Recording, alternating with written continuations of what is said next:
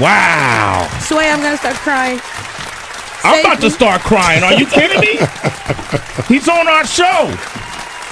I was reading up about Tony Robbins. He's coached and inspired more than 50 million people from over 100 countries. More than 4 million people have attended his live events. Oprah Winfrey calls him superhuman.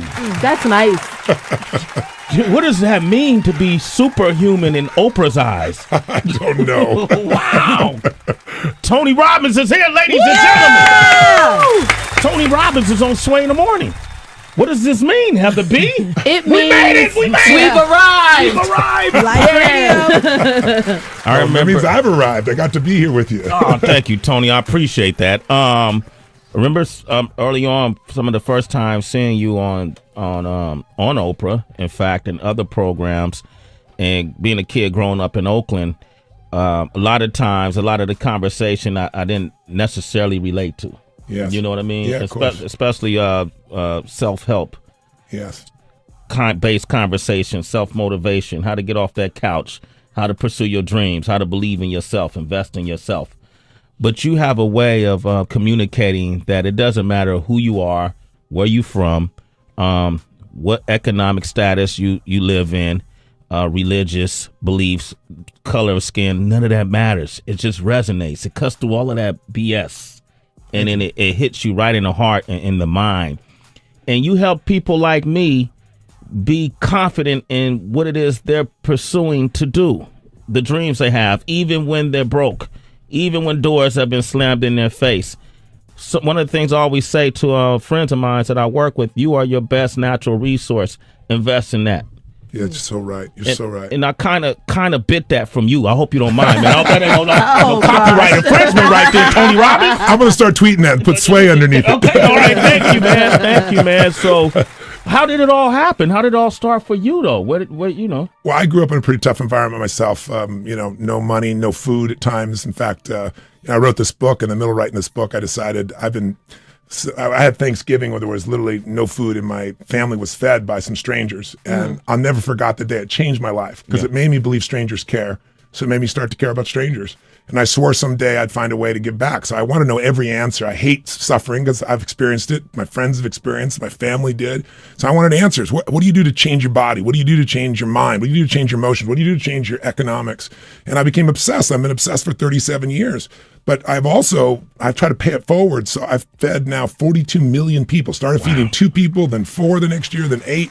And this year I decided I thought, I don't know if you know, but they cut food stamps. They don't call it food stamps anymore, but by 8.7 billion. We used to live on that, my family. So did ours. And I was like, are you kidding me? 2 million people just disappear like that. Like they disappear. And I feed people every year. I feed 2 million people through my foundation. I do 2 million, I match it. And I'm really proud to be able to do that, to pay it forward. So I've fed 42 million people in my life. This year I thought, you know what, I'm going to take this book. I'm going to write a book that changes anybody's life. I don't care where they are, just beginning the journey. They're in trouble, they turn around.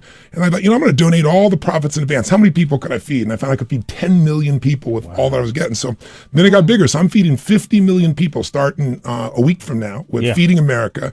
And I'm getting them to work with matching funds. So we feed 100 million people. So I'm going to go from a guy that had no food to be able to help 100 million people. It's pretty exciting. Tony Robbins, man. Let me ask you this. If you as one individual can feed 100 million people, why are there still people starving on this planet? Well, I think there's plenty of resources, man. I just think the unfortunate part is people think about themselves. Yeah. And the worst part about that is there's nothing worse than an angry rich man or an angry rich woman. They got all the resources in the world, but what they've forgotten is they expect everything. I tell people, you want to change your life and you have no money, it doesn't matter. Trade expectation for appreciation. Yeah. And your whole life changes. Because you can have $1 billion, and if every day you're pissed off and frustrated and angry, your life's pissed off, frustrated, and angry. That's the quality of your life. But if you have nothing, I've been there plenty of times, but you're grateful for what you have, you're rich. I mean, you really do. You have more joy than they do. So I think it starts with becoming emotionally rich, and then it's coming up with a plan and deciding you're going to master this area of your life, not dabbling, but saying, I'm going to kick its ass. I'm going to figure this thing out. And that's what I did. Title of the book is Money, Master the Game, 7 Simple Steps to Financial Freedom. Real quick, Tracy was talking to Heather B about giving to to bums on the street. Homeless. Homeless, excuse me. I'm sorry. Not bums, wait. Tony's here. We Okay, can't Tony, use can our you use those language. words with Tony here? Oh, I'm all trying right. to take care of these though. people. They can't be bums, man. Okay, my bad. Heather has a theory on that. You can't give to everybody, Tony. I'm just being honest, my way, true. because I see the same people all the time. And one day I walked past a homeless guy, or not sure if he's homeless, a guy who's always at Port Authority, and he was smoking cigarettes. And I was like, cigarettes are $12 a pack. Yes. I don't even have enough for cigarettes. How am I feeding your habit? So I'm kind of selective about who I give money to. I don't think that's wrong. I think putting your money where you think it's going to really make a difference is smart. I have a different philosophy, but my philosophy started early on because I met this man who mentored me, and he said, look, Tony, he goes, if you go there and somebody asks you for some money, if you got it, he said, you got two choices. Evaluate them, and you might be wrong. You might think this person's just going to go smoke crack with us or something. But my view is, if I got it, I give it. It's not from me. Let God decide that. Yeah. If I have the ability, then I'm going to do it. Now, some people are mad if you don't have more and things like that. And I just, that's part of life as far as I'm concerned. But I try to direct my money, obviously, to people that are going to be resourceful. They're going to do that and grow it, help their family, make something happen. But, those daily experiences, I think they really matter. I had a guy one time, I'll never forget, I was in Boston. It was like midnight. And this guy is wobbling back and forth across, between the street and the sidewalk. And he's drunk as hell, you could tell. And I thought, this guy, I know he's going to beg me for some money. And then sure enough, he gets real close to me and all of a sudden pops his head and goes, mister. He said, would you loan me a quarter? He just stoned out of his mind, right? And I looked at him, I thought, do I want to reinforce this behavior, just like you said? At the same time, I thought, I don't want him to suffer. So I thought, maybe I can teach him a lesson. So I said, is that all you want, a quarter? He said, yeah, just a quarter. Quarter changed my whole life. One quarter changed my whole life. So I reached in my pocket, I pulled out my billfold, and I made sure there was hundreds on the outside, right? Made sure he saw the hundreds, reached under it, got a quarter. Put my money back in my pocket. And he's watching that hand. He's watching it go back in the pocket. He sees the quarter.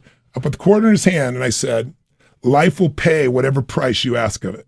And then he stared at me, looked back at my pocket, looked at the quarter, looked back at my pocket, looked at me and said, you're weird. Tony Robbins. I was a total failure, man. I'm not sure if that one paid off, Tony. All right, Tony Robbins is here. I want to ask you, how can the person who makes $30,000 or less improve their financial situation in this day and age? If you have any suggestions and if this book apply to them, you have issues, 888-742-3345. Question Tony Robbins. Sway in the Morning Shade 4-5. The author of the book, Money, Master the Game, 7 Simple Steps to Financial Freedom. Man, inspirational speaker, just all around great guy. Tony Robbins is here. Heather, Tony just, I didn't think he would remember this, but we created this original series, first mobile series of its kind for Viacom. Okay.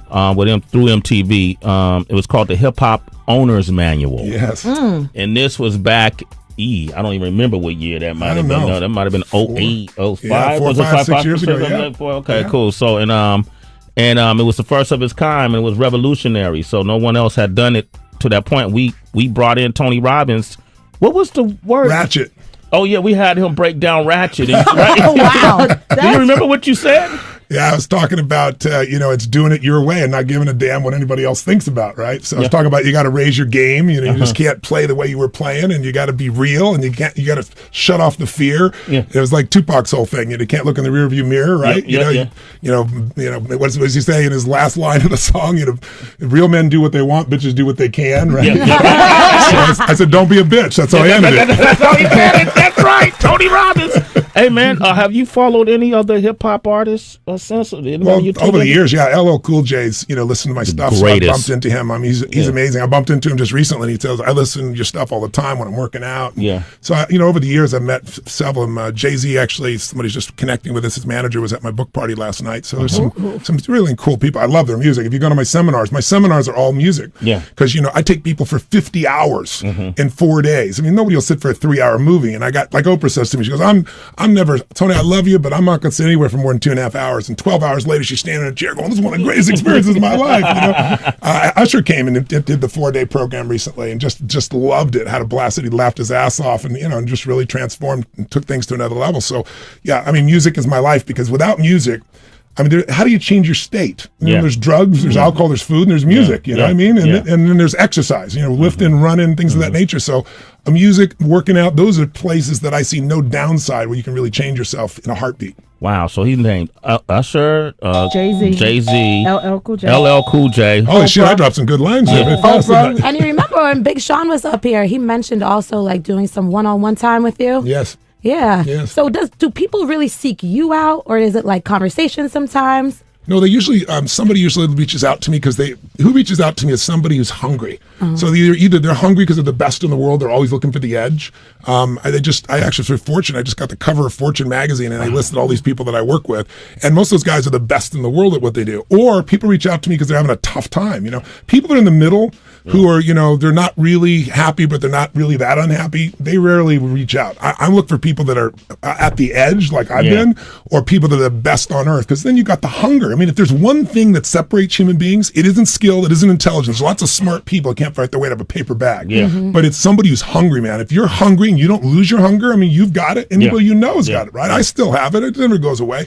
That hunger is a gift from God. But you can unleash it. You can awaken it in people. And when it gets awakened, their life's changed. Beast. Tony Robbins is here. Go ahead, Heather. Really quick, when Sway said Tony Robbins is coming, I jumped up and down. I was like, oh my gosh, the man from Shallow Hal is going to be here. Because I just remember that was my first introduction to you. I didn't know about everything until Tracy and people started talking about you. What do you do for fun? I'm just curious. Do you go to the movies? Make love to my woman. I knew he was a slayer. Nothing better than that, baby. Yeah, you be breaking that back. We do that. Go to movies, go to concerts, run, work out, scuba dive. You know, I'm fortunate enough to have a place in Fiji that's, you know, it's a resort that I own. This top resort I built from nothing, so I go there. So it's kind of fun. So we do all those different things together. But time with my wife, we've been married 15 years, and I can tell you, I'm insane for this woman. I've never been more insane. I'm more in love with her. I'm more attracted to her than I've ever been. And I see people that, you know, after 2 or 3 years, they're bored with each other, and I just think I feel bad for them, you know. So I feel really blessed in that area. But we do our part, right? You know, it's just you got to keep that alive, and it's not hard to keep alive when you got somebody that's perfect for you. And I'm very blessed that way. I could just hear him chanting like he chanting motivational things while they're making love. You know, they keep her driven. Whose is it, mama? You can do it. You can do it. Who's your daddy, baby? Who's your daddy? We got Megan on the line from Boston. Good morning, Megan. Say hello to Tony Robbins. Hi, Tony. How are you? I'm doing great. How are you, Megan? I'm doing well, and hello to Sway, Tracy, and Heather. Good morning. Good morning, Megan. So my question is, you know, I would say, you know, I work in an e-commerce company as a recruiter. I'm, you know, independent in a sense, but I'm still, you know, very low within a savings account, and I'm still kind of paycheck to paycheck. And I'm just curious as to, you know, my future in terms of, you know, buying a house and, you know, saving for as well as, you know, money fund for my, you know, children in college. Yes. So how old are you? Curious. Yep. How old are you? 30. 30. So you're the perfect time. It's time to step in. Now, here's what I got to say to you. This will sound easy for me, hard for you, but it's the truth. There's only one thing that's going to get you wealthy and isn't making a bunch of money. I mean, how many people do you know that made a fortune and they've gone bankrupt? How many famous people we know? I mean, you can go back to the old days of like Kim Basinger used to be this hot 9, just the hottest actress in the world. She's bankrupt. You look at Tyson, he made $500 million bankrupt. Donald Trump. You know, Donald Trump has gone in there. Yeah. So making money is not you got to take a small amount of money and you got to automate it. I'll tell you, there's a gentleman that's a perfect example. This guy worked for UPS. His name's Theodore Johnson. Never made more than $14,000 a year in his life, but he did one thing. He understood compound interest. I interviewed Warren Buffett for this book, and I said, well, what made you the richest man in the world? He said, well, living in America, good genes, so I lived a long time, and compound interest. And people just don't understand what it does. This guy, Theodore Johnson, said, I'm going to pretend there's a tax on me. I don't have any money. I can't save a dime, but I'm going to make it so it's automated that 20% of my money goes away. Like I have to find some way to survive. I say I can't, but I'm going to. At the age of 70, he's worth $70 million.